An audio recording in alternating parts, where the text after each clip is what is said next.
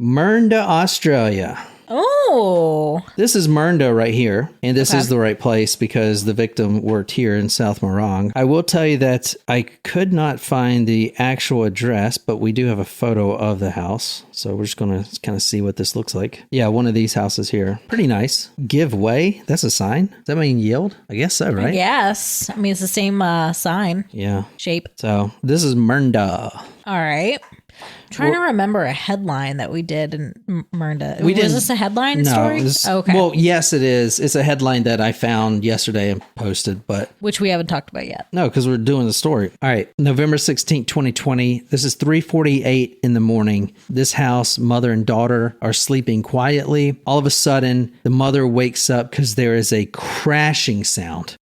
But it's one of those where, did I hear that or was I dreaming? Either way, I'm woken up now. Mm-hmm. So I don't know if I heard that or not because I'm not hearing anything else. But then she can hear her daughter, which is down the hall in her room. Her daughter is 23 years old. Her daughter was gasping for air. And this is, like I said, middle of the night. The mother told this to the Herald Sun. Quote, I thought I was having a horrible nightmare when I heard the shattering of the glass. And it wasn't until I heard you gasping that I knew it was real. Now, she's saying this to her daughter. It wasn't until I was finally told that the crash I went to was not the crash of him breaking in, but the crash of him leaving. I slept through the last 2 minutes and 39 seconds of the most horrific and crucial moments of my daughter's life, and I was too late to protect her or be any use of her. Okay, so tonight we are talking about a story that's in the news now. The trial's going on, and it's a terrible story, and it's one that y'all should listen to because this is a social media story. Oh boy. As the ambulance arrives 5 minutes later, not even, she said it was 2 minutes and 39 seconds when the crash she heard happened. The ambulance is pulling in. The mother's daughter's killer is seen on CCTV video pulling out of the driveway while the ambulance is pulling in. Wow. That's how quick it was. That's how quick they responded. Yeah. I mean, it wasn't like, oh, move out the way, but it was pretty close. Okay. The ambulance arrives at this home and the mother is attempting to, quote, breathe life back into her daughter. She doesn't know CPR. She doesn't know what she's doing. There's blood everywhere. Her daughter has been hurt somehow. The window's broken of her daughter's bedroom. The daughter is gasping for air. The mother tries her best to breathe life back into her daughter. And the paramedics get there and they have to pull the mother off because now it's their turn to use their equipment to do the same thing. Mm-hmm. The mother will never, ever for her entire life get that lifeless image of her daughter from her mind. This is what she tells the courtroom. I'm never going to get that image out of my head. The look in your eyes was so distant. I knew you were gone, but I didn't want to believe it. This woman right here, her name is Celeste. Y'all heard this story? It's going on right now in the news. Mm-mm. I mean, it happened in 2020, but now the trial is not happening. Yep, and this is in Australia. Celeste, here, 23 years old, was stabbed 23 times in her bed. And before she even knew what was happening, her life was fading away. The whole thing only took 2 minutes and 39 seconds. That's quick. The entire thing. And she is struggling to hang on to life in her bed while paramedics are rushing in. Outside, we see blood stains over the gate. That's a side gate that connects both houses. Mm-hmm. And we see blood dripping down. Yeah, it kind of looks like a hand. Is that a handprint maybe? Yeah, it is a handprint. Whoever had blood on their hands literally had climbed over this fence right after they left the premises. All right, look at this photo right here. Everyone see this photo. Can you describe this photo? Looks like a young couple, Yeah. Are they on vacation or somewhere tropical, but looks like a young either friend or couple or, something like that. I mean, they're leaning in body language wise. So I'm assuming they're together. This is the first and last photo that Celeste and her new boyfriend would ever take. This photo right here is the reason she was murdered. It was posted only a few hours before to her Instagram. Uh-oh. And this photo is the main reason that whoever came to her house did what they did, because of this photo right here. And as I said, this photo that was posted to her Instagram, he didn't really have social media, but she had Instagram, which was private. This photo was just posted a few hours before, and then she goes to bed, and then that's it. So my immediate mind goes to, was there like a jealous ex-boyfriend, or did she have a stalker or something who was obsessed with her and was jealous, you know? Yeah, maybe. The post of the photo she made on Instagram, and I don't have social media, so forgive me if this sounds stupid, but it was the Insta official status that she's in a relationship. Oh, does Instagram have like relationship status? I don't know. I've never had an Instagram. So she made this post with a photo letting all of her family know that she is officially in a relationship with her new boyfriend. Not even 15 minutes after the murder, when she is now gone, she's passed, the mother's crying and grieving. As you'll see, the cops had to pull her back because she is trying to run through the tape, still trying to breathe life back into her daughter somehow. Not even 15 minutes. This is all happening. We go about 2 kilometers away. The ambulance is still at their home. The mother is still trying to get breath into her daughter.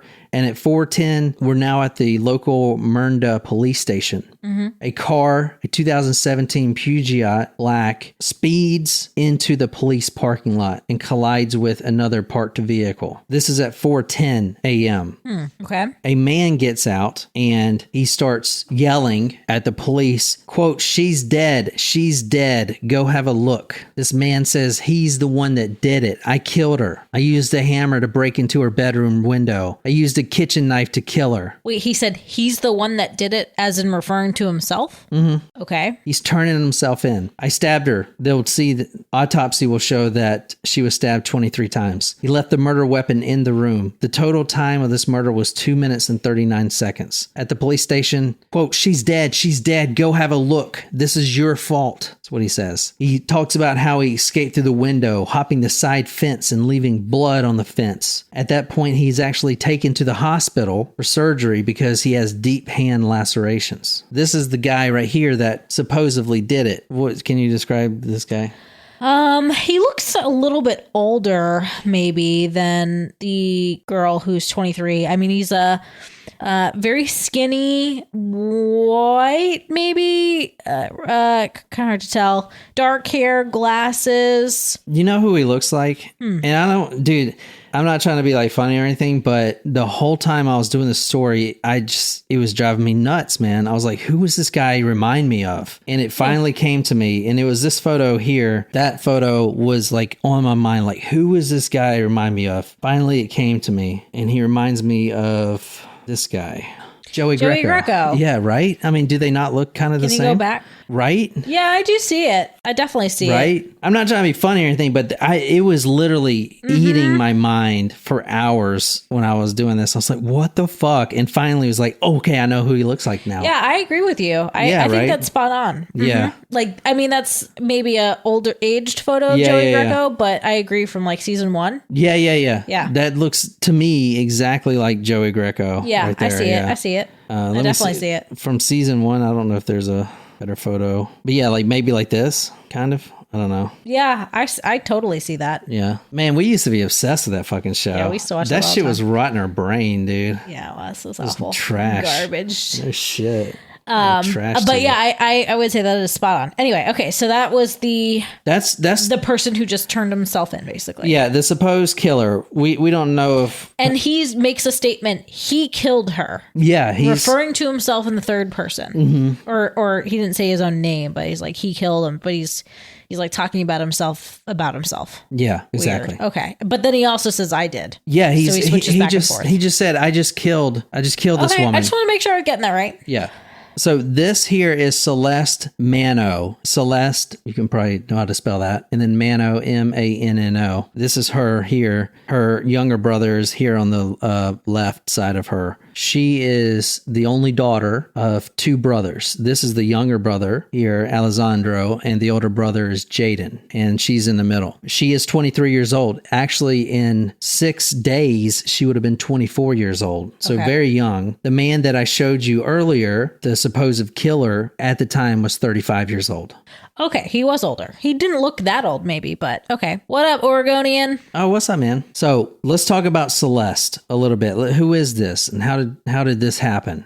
She is a former high school cheerleader, 23 years old. Her godmother, Pena, said, quote, "No one deserves this, but least of all her. She was beautiful. She never did a thing wrong," end quote. She had recently graduated university under criminal justice, and she was working at a call center for Servco. Servco is, from what I've seen, is like a huge everything brand over in Australia. Okay. So like something that has their hands, it's like an Amazon, like they do global this, that, sell things, shipping, all kinds of stuff. Okay. She was actually working in the call center, fielding calls for CenturyLink, which is a social security payment service they have in Australia. Okay.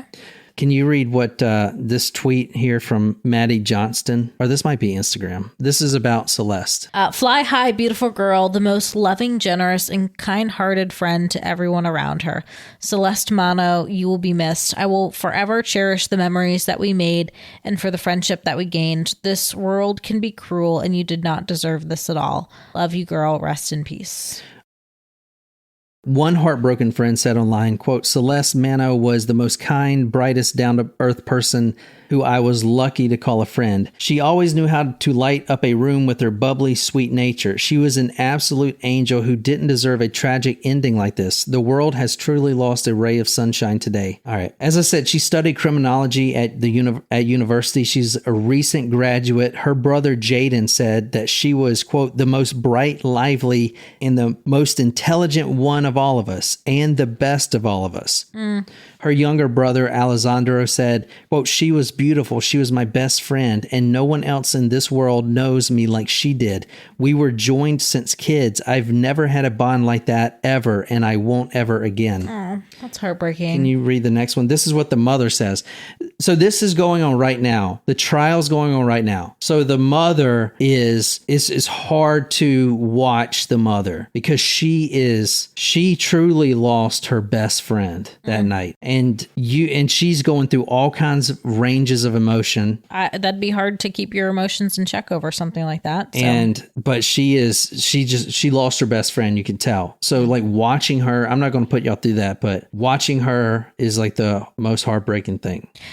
You want me to read what she said? No one highlighted. Okay. "You forgave everything and everyone, sweetie, but not me. I am not forgiving. I want the alleged killer to burn in hell. I wish we would have gone together, sweet pea. I will get the justice you deserve." So let's talk about this guy. This is supposedly the killer here, Joey Greco looking guy. And let's talk about him. We talked about Celeste. Let's talk about him. His name is Louis Sacco. He's 37 now, of Roxburgh Park. Okay. Can you read what the mother said? "She didn't know him and she didn't want to know him. He was a coworker to her, nothing more. She didn't provoke or insult him, Your Honor. Celeste had no interest in him and he couldn't accept it," she told the court. "She wasn't walking alone at night. She didn't put herself in dangerous situations. She didn't associate with the wrong crowd or make poor choices," Miss DeMauro, mother of Celeste, said. All right, let me just, I think this is a good time to quickly bring up the broken system. And this is just what I'm seeing. So if you're in Australia, you can weigh in. But the stalking situation for females on social media accounts, there's nothing really being done about it. And we're going to see that she was stalked. But this is women who have been killed just in Melbourne over the past few years after being stalked on social media. Wow. So Jill Mager, 29, Yukeling Law, 32, Masa, all these women. So more common than you think. Exactly. So the family is now also, as the trial's going on, demanding some kind of change in the way police handle stalkers. Because as you'll see, this man has been stalking Celeste for a long time and yet has never been visited by the police at his house. The mother was never told or anything to curb that besides a piece of paper. Wow. And at the end of the day, I mean, restraining orders, that's all they are, is a piece of paper. You know what I'm saying? saying? It's not a barrier. It's a piece of paper, you know. Louis Sacco, 37, he worked briefly at the same call center in South Morong as she did. She was the team leader. Okay. She's a graduate, intelligent, smart. She worked hard. She worked her way up. She's the team leader now. So he was under her. Okay. He, 35-year-old, nothing going for him, can't really keep a job. He was one of her subordinates. Right. He wasn't very good at his job because he's an idiot. He was fired from the company. Okay. The company policy is, and I don't know if it's like this here or whatever. Like I said, I never had a job outside the military, but the company policy is if you're fired, the manager, your direct manager, has to walk you out with your stuff and in the box type of thing. Okay. You know, it's like on that Wall Street movie. Where I'm trying to think. Obviously, I'm not in an office anymore.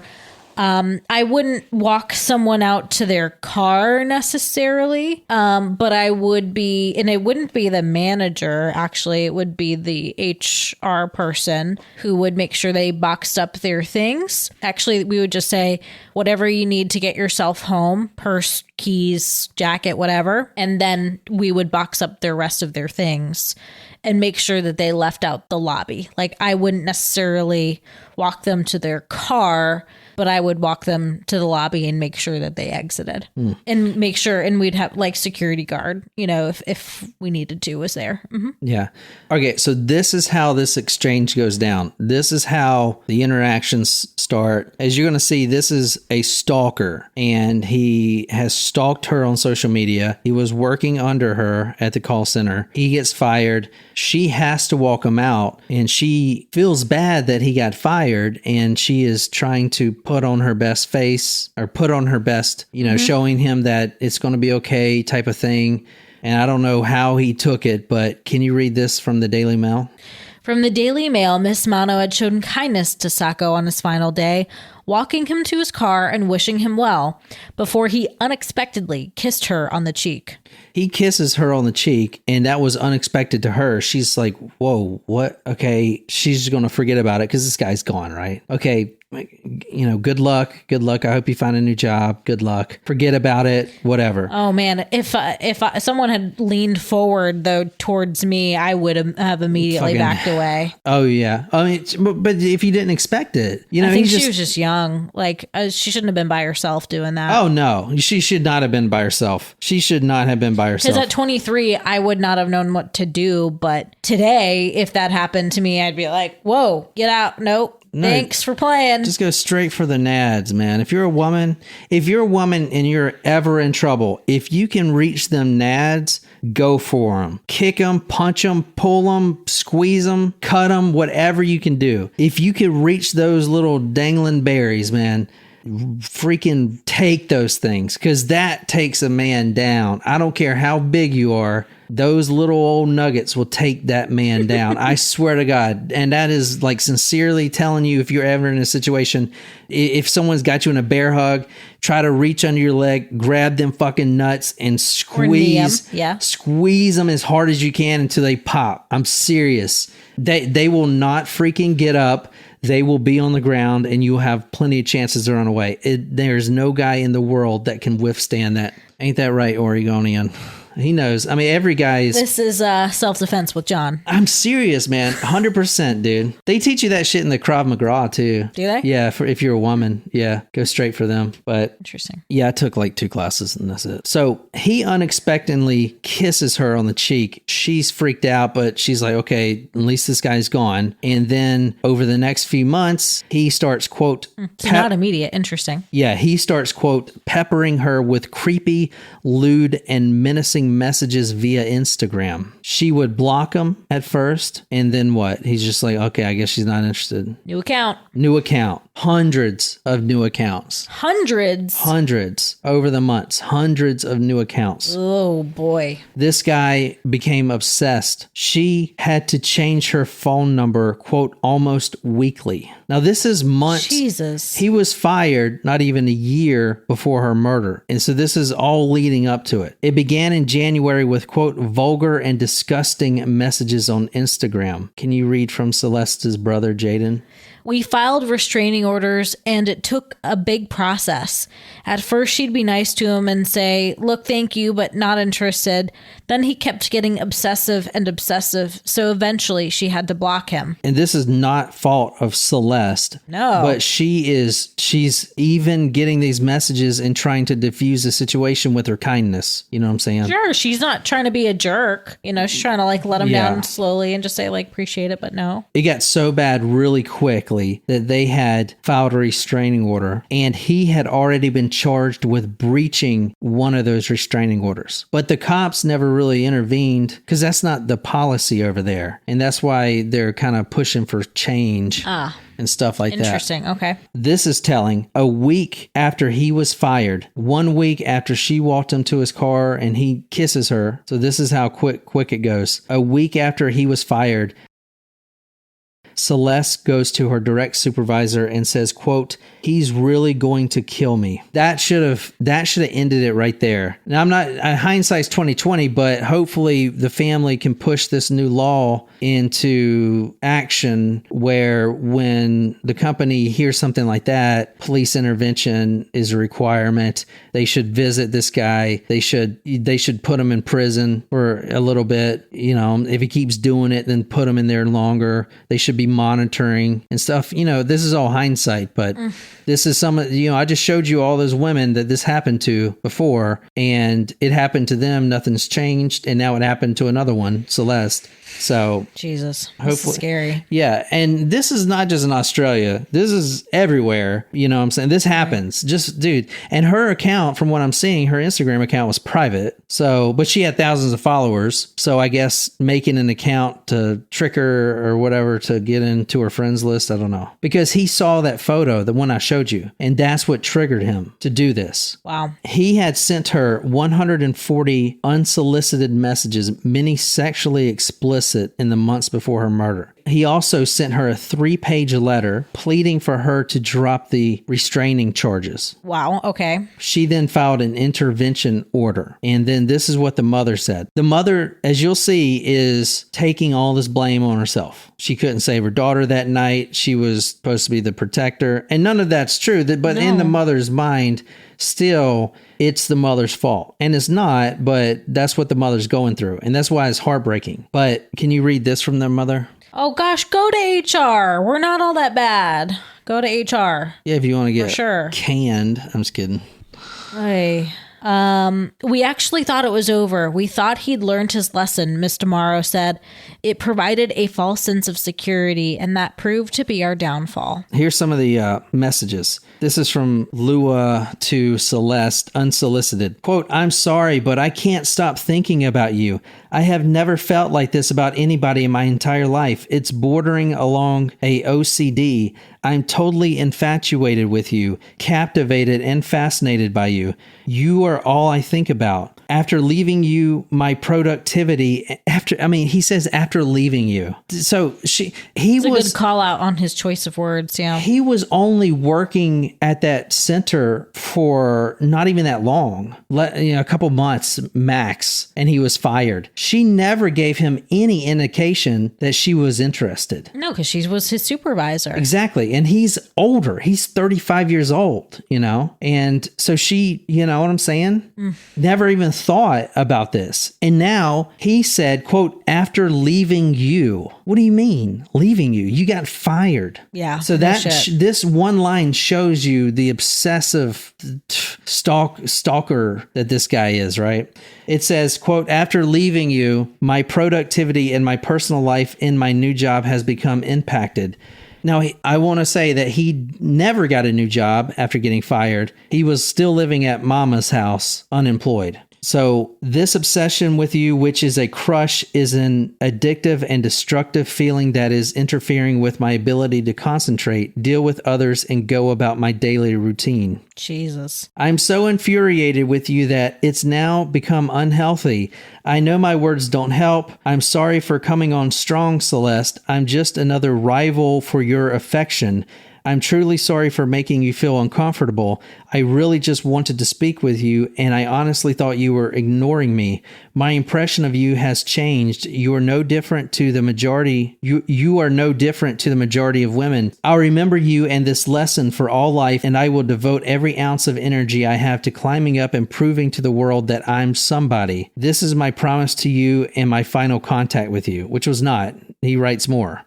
This is how sweet she is. Even after all these restraining orders and everything else, the police, not to blame them because this is the system set up and it's broken. They should have been intervening with this the whole time. She should never have to try to diffuse something like this herself. She's 23. She's very vulnerable. So she would say something like this in response to all his 140 unsolicited messages.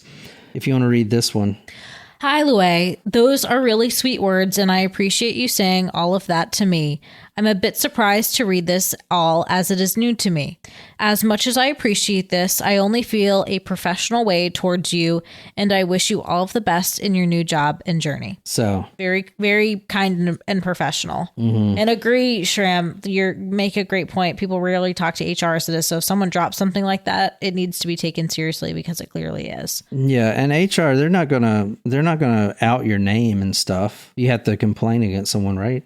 No, especially because he was already fired. But what? All right. So what would you do if someone came to you and said, one of the managers said, I fired someone recently and they're stalking me? What would you do? We would get law enforcement involved, and we would make sure we would probably do extra things as a company to make sure that like there was security walking her to her car, extra security at the office. Well, that was only that one time. This is before the stalking.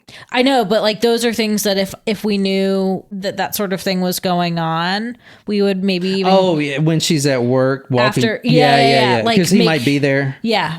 We would like beef up security. We would probably talk to security. One time we did have someone who made some threats, and like we sent police to somebody's door. That usually solves a lot of problems. Yes, it usually does. And in that case, they were like, oh my God, I was joking. I'm so sorry. So sorry. Like I didn't mean it. It took a police officer to show up at it was a female, this woman's door to realize like you can't be joking. Like this is for real. So what if one of your managers came up and said, quote, he's really going to kill me? Again, I would say if we're that concerned, we need it. I would call my head of HR. I would get security involved, especially if this is an in-office environment.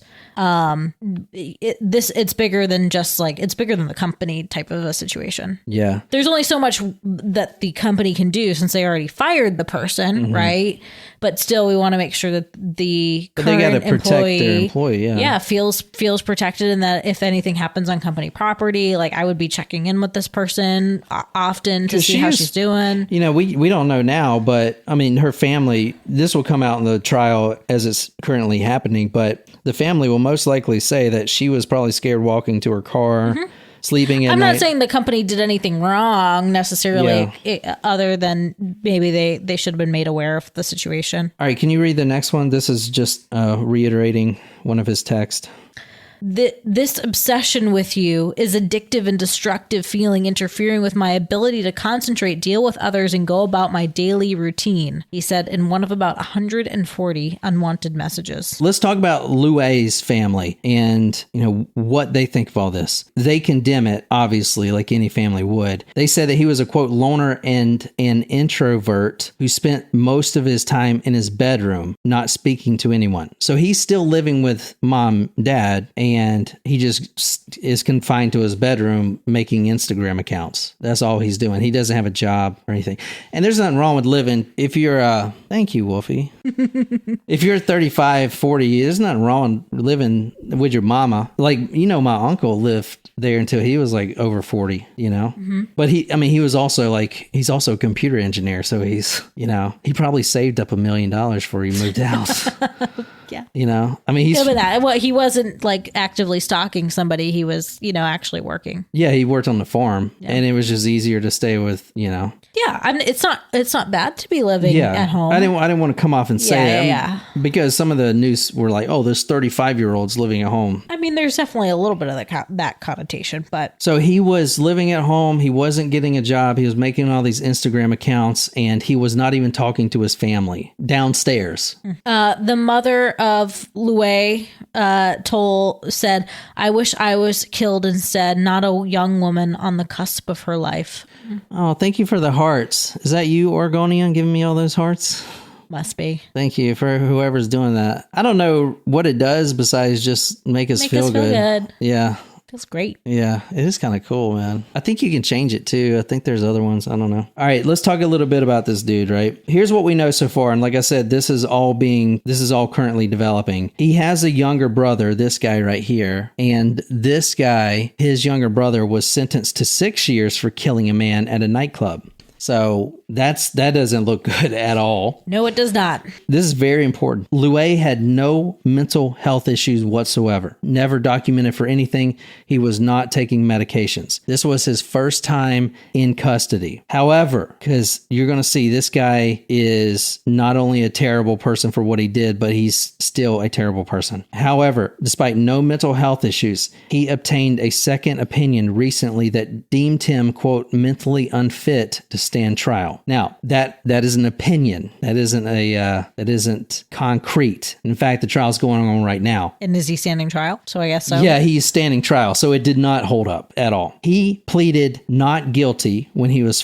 first charged, not guilty to the murder. He later changed it to guilty. The reason he wanted to get the second opinion is because he wants to support his, quote, poor mental health. He actually got a top high-profile psychiatrist. This is I'm sure it's a glamour very big case. Yeah, this is a glamour case, So what happens in these glamour cases is you have access to the best famous lawyers because they want to be seen in the spotlight. That's just how it is.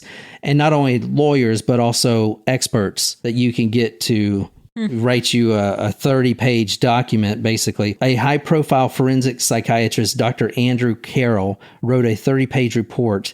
In a 30-page report, Dr. Carroll found Sacco as not only unfit to stand trial over the alleged murder, but would remain that way for at least the next year. This is very important.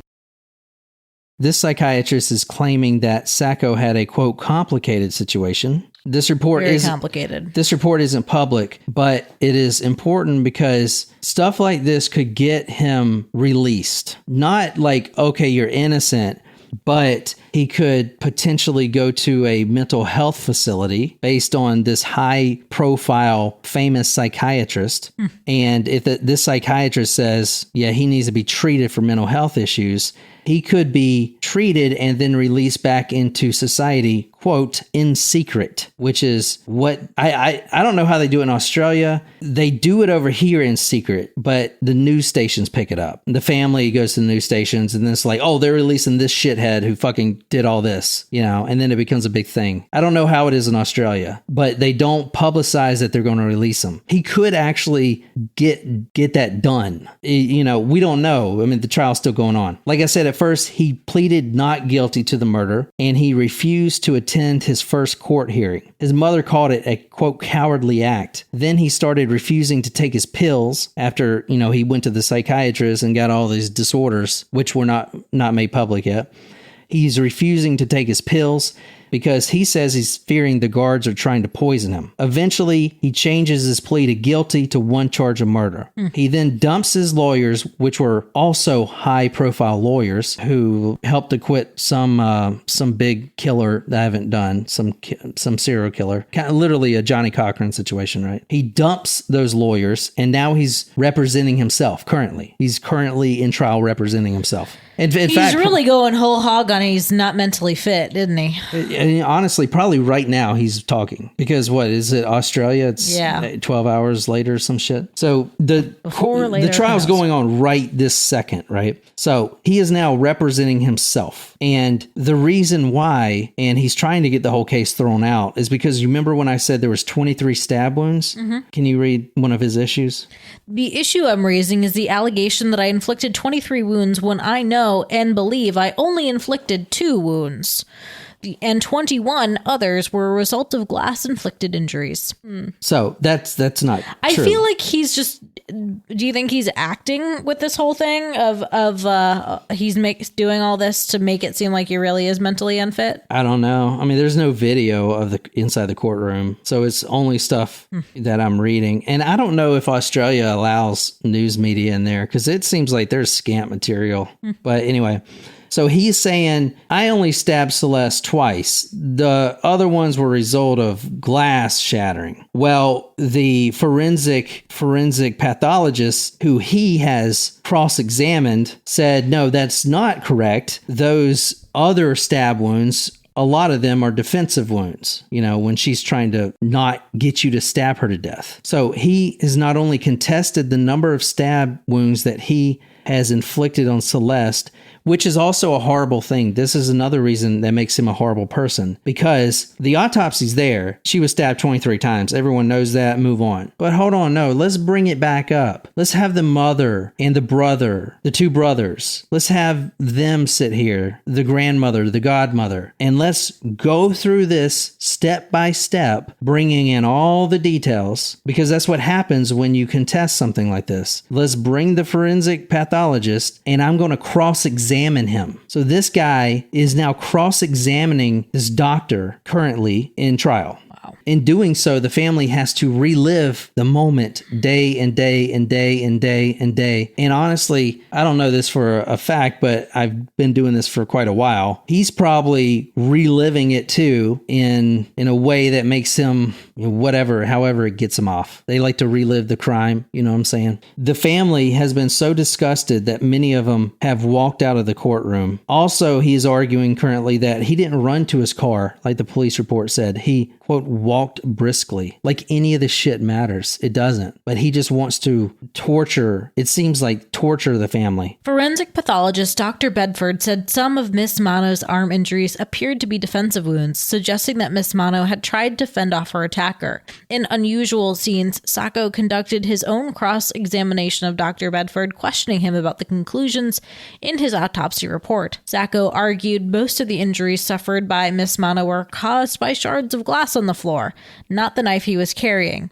I stick to my claim that I only inflicted 2 stab wounds, Sacco said. Either way, one of those stab wounds went straight through her heart. So, a piece of glass did not penetrate through her heart. Nope. That was a knife. Jeez, goodness. So the mother is pleading with the justice, that's what they call the judges over there, the justices, to give him at least life. I don't think they've had the death penalty since Morton Bryant, the guy who shot up Australia. Mm-hmm. I want to say, and I might not be correct, but I want to say they abolished it because of that case, because it was just too many killings, They were like, there's too many people dying. We don't even want to kill the killer. I don't know, though, but I think somebody told me that. But I don't think they have death penalty. So the most he can get is life in prison. However, there's a minimum that you have to serve. It's 25 years if you're convicted, which is not a lot. No. He'll be, 50, 60 when he gets out, My sweetie was failed miserably. She was failed by a flawed system. The police and she was failed by me. Something I'll have to live with for the rest of my life because of this beast. So I'm begging you, please don't allow Celeste to be failed by the system that already failed her over and over again. The mother is really emotional, as she should be. In fact, after the murder, on the lawn where the police had cordoned off the area, she kept running through the tape screaming, quote, "How did I not protect her?" She has shouted at this man, Sacco, representing himself, shouted at him, which he'll never look her in the eye, but shouted at him from the witness stand, calling him a beast. And says stuff like, quote, "Look at me. What did you achieve? You're such a coward. At least look at me. Is this what your family raised? Wow. You showed her. You showed me. You showed the world who you were. You called yourself a beast. You are a beast. You're an evil, repulsive, demonic beast. You threatened to kill yourself at the train station. I felt sorry for you. God, I wish you'd done it." So the mother was going through this with her daughter too. The daughter was transparent, and this guy had said, "I'm going to kill myself at the train station" to Celeste, and the mother felt sorry for him because she's also a really good person. Goodness. Voiced over a photo montage of Miss Manno's short life, Miss DeMauro told the court she could not forgive herself for failing to save her daughter that awful night. "I'll never forgive myself, sweetie. Never. How did I not hear it? How did I not hear you? Did you scream, sweetie? Did you call me? You must have. What were you thinking, baby? Where was I? Why wasn't I coming? I'm so sorry, sweetie. I'm sorry I failed you. People say I couldn't have changed the outcome. Maybe not, but I'll never know." God. It was because that the picture, and no one would know that. She says in court, talking to him, which he refuses to look at her. "Look up, look ahead. I'm here, you gutless wonder. I hate you, and the only other person I hate more than you is me." Oh my God. That's that. Oh man, I didn't read that before. I just copied and pasted it, but that's bad. Oh God. That makes The only person I hate more than you is me. I don't think I've ever heard something that fucking sad before. That poor mom. Like I said, I just pasted her commentary and I didn't read it. That one really got me. "I hate you, and the only other person I hate more than you is me." That's what the mother tells him. "You extinguished one of the only two reasons I live for. She was everything to me, nothing to you. My sweetie felt safe with me. I thought she was safe with me, but she wasn't, was she? I couldn't protect her from you." Oh my God. At first, when I was reading this, and I didn't really realize she was 23, but I really get it now. The mother. This is going to make perfect sense to you. But I put comma despite her age, but I don't even need to put that. The mother still tucked the daughter in every night. She lived at home, tucked her in. They would watch movies on the sofa. Celeste's birthday was coming up in 6 days, and the mom was excited and already planning a celebration. Celeste really wanted to have coconut cake this year. She wanted mom to learn how to make coconut cake. That's all she wanted. She thought it'd be fun for mother and daughter to make it together. And that's all she wanted for her birthday. Since the murder, she has baked 3 coconut cakes and left them at the daughter's grave.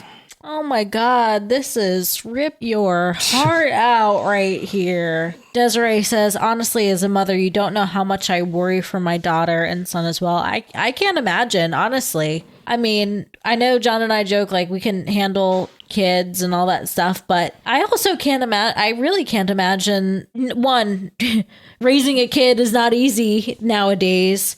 But it's because I would worry to myself to death. Yeah, especially if you had a daughter. Yeah. Oh my God. I literally couldn't handle it. I mean, I worry so much about our dogs. I worry, it's like undiagnosed formal anxiety probably, but I cannot imagine. I cannot imagine. And while I absolutely would have no idea what she is going through, I'm not a mother, don't have children. If I try to put myself in her shoes, I would probably be saying something very similar, just out of pure love. Yeah, that quote, oh my God, that was terrible. I mean, and that was, she didn't plan that. She was screaming at this guy because he wouldn't even look at her.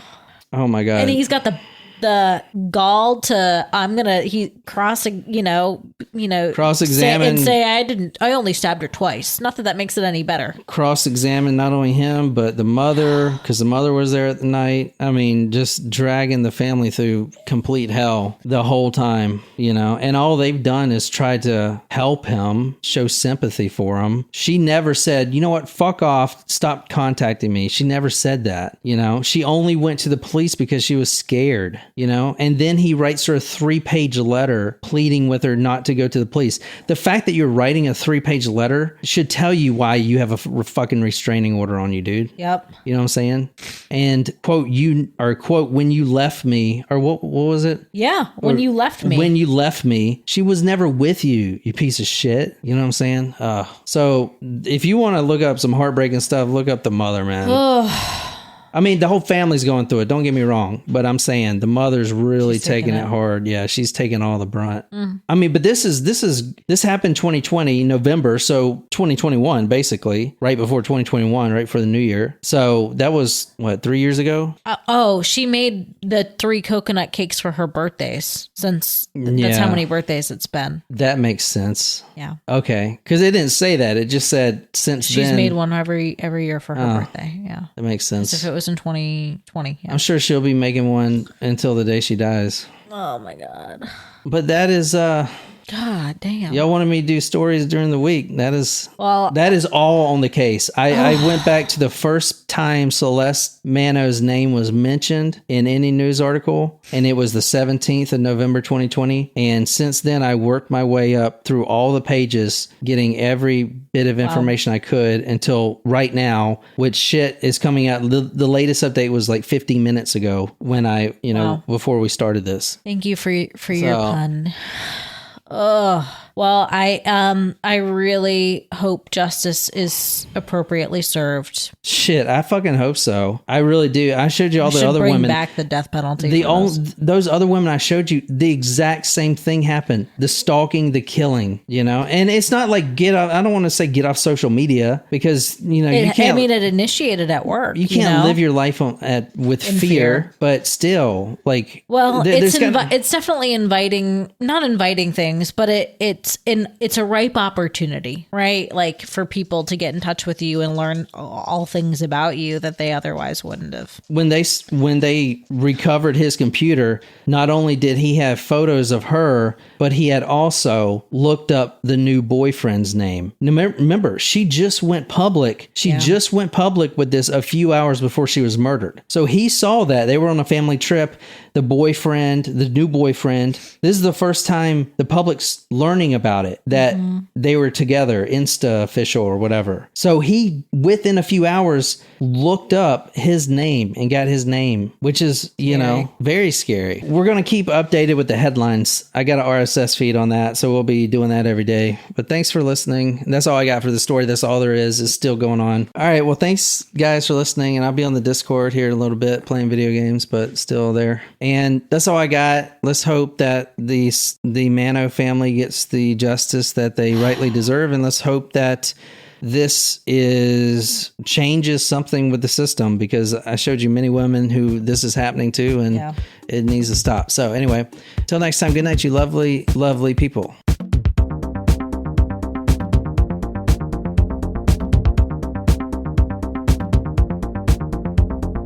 Kind of run this shit.